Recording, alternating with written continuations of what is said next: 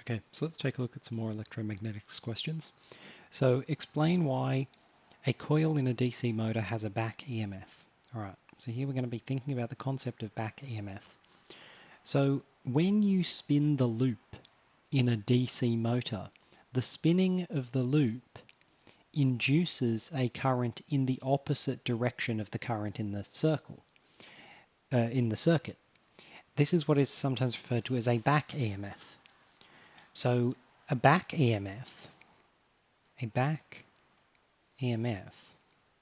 because it goes in the opposite direction of the circuit, it will oppose the direction of rotation. Opposes direction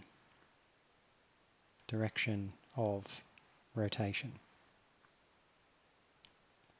And this happens because the rotating of the wire, of the loop, induces its own fields, right?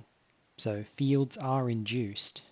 Fields are induced by a rotating loop.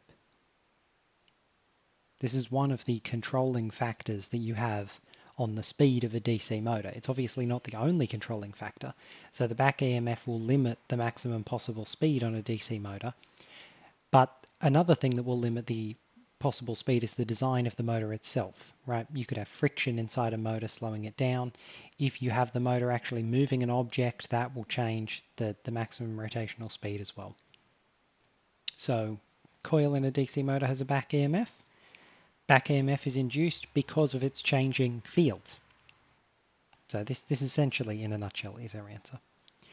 Now, we have a calculation question.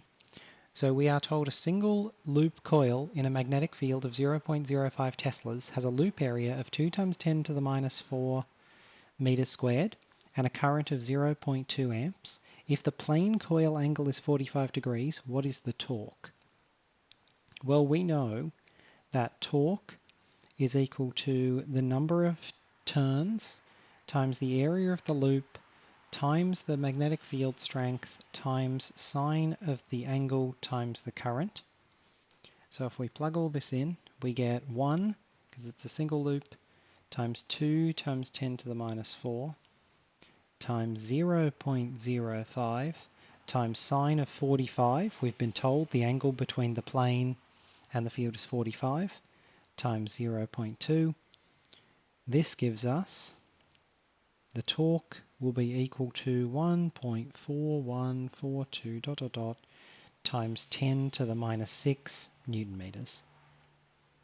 And you can round this particular answer however you want. If your teacher tells you 3 significant figures 4, just do whatever.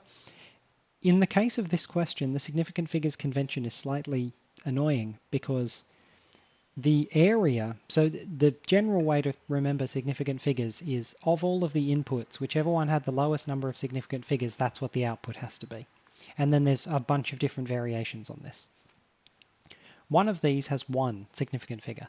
And that means really, if we were rounding this to 1 significant figure, the answer would be 1 Newton meter.